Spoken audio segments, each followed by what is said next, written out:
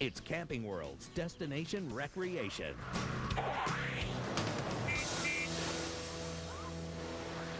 You know, when you come to Camping World, there are so many choices when you look at all the RVs that they have on their lot. But for me, I'm a big Class A motorhome fan, and here's why.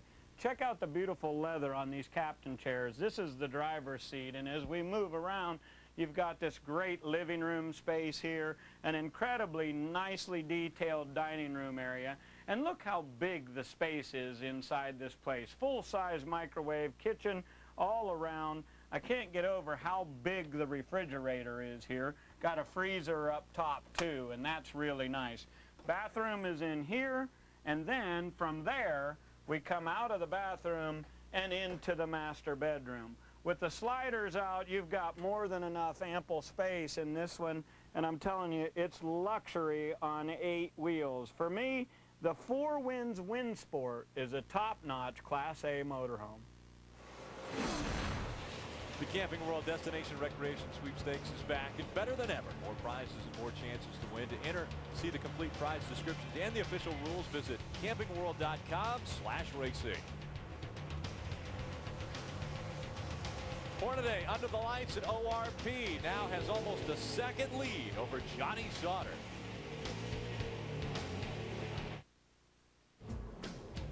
Welcome back to the AAA Insurance 200 presented on Speed by the Expendables. A caution came out for debris in turn number 3, and a couple trucks came down pit road in your area, Adam. And a couple of pit stops under the caution. The most notable pole sitter, Timothy Peters, who's been fighting a tight condition. They felt like they had nothing to lose, so he came down at lap 120, 4 tires, fuel. They made a chassis adjustment, also pulled a spring rubber. So they feel like they have made some progress, and now they don't have to pit again. So perhaps this will cycle through into their favor. Mike Skinner also came in. They've been fighting a little bit of everything tonight. They made a track bar adjustment, topped off the fuel tank, but they took no tires in the 5 camp. Aaron's lucky dog went to the 4 of Ricky Carmichael. So he gets back on the lead lap. That will put 16 on the lead lap now.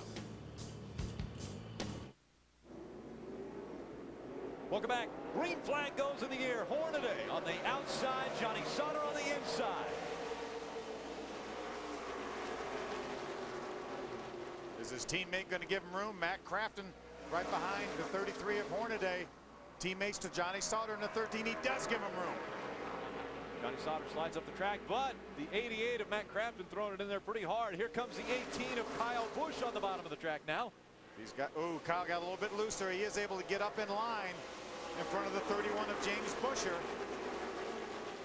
Get a couple trucks on the lead lap came on to pit road, one of those being the 17 of Timothy Peters.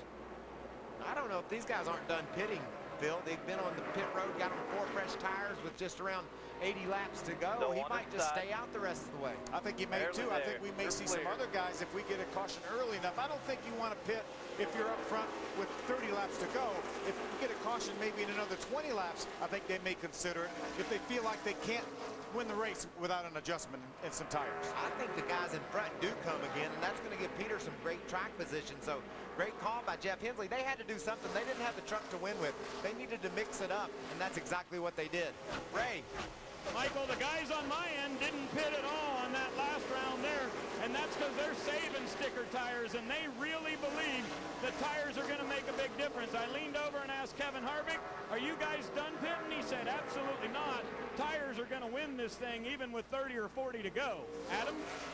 And Ray, I wouldn't rule out the possibility that we'll see Timothy Peters back on pit road if a certain scenario plays out, but there is no question Jeff Hensley brought him in under caution at lap 20 to do exactly what Michael and Phil were talking about, get off strategy with some of the guys in front of them and hopes it all plays out in their favor.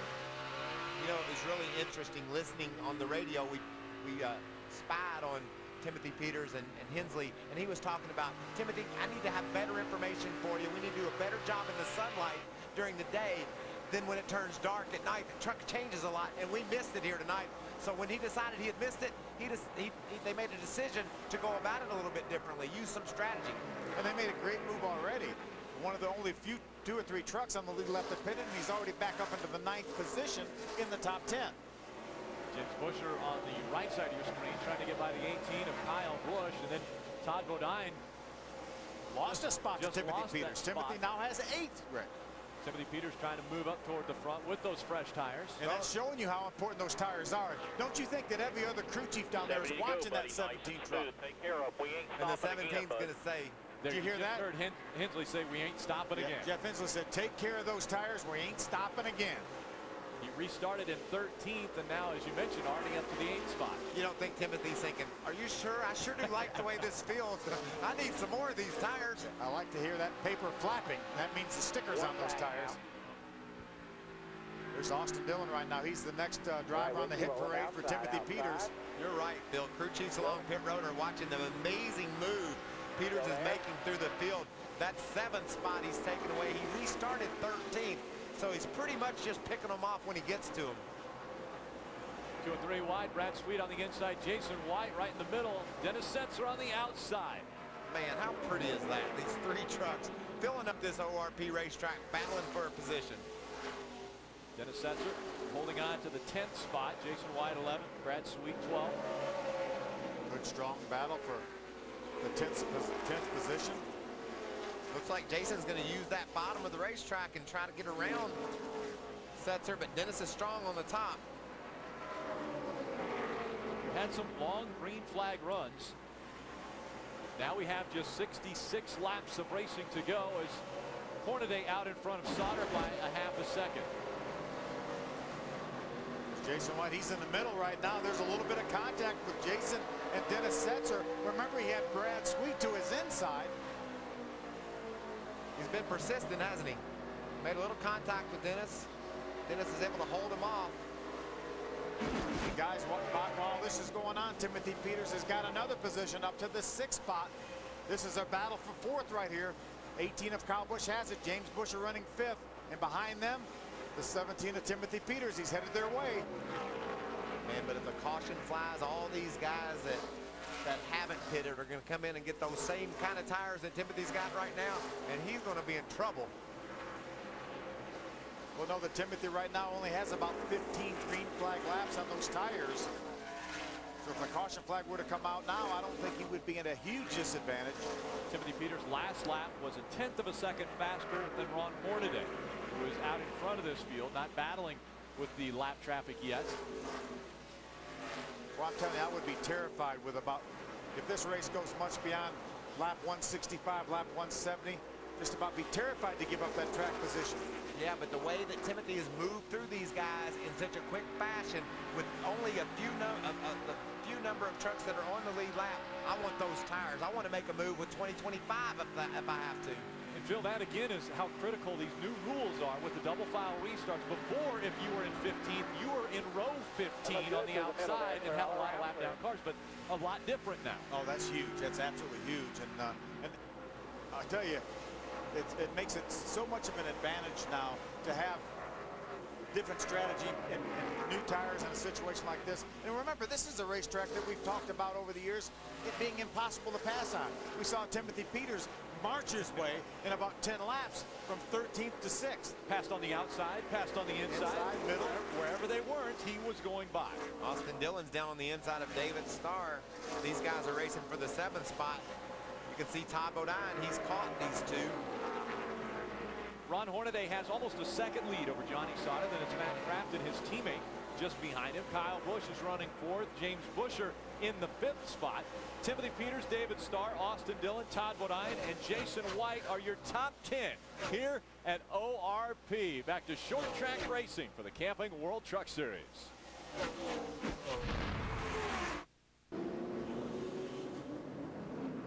Welcome back. Our 5th caution came out when the 63 of Nick Hoffman got turned around. A little contact and pit stops just happening as you see the race off of pit road.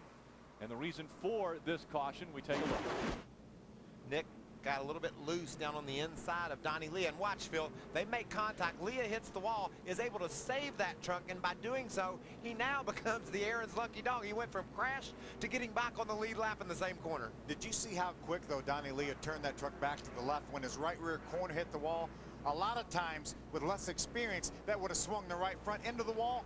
Donnie Lee was already turning back to the left when that truck made contact with the right rear corner.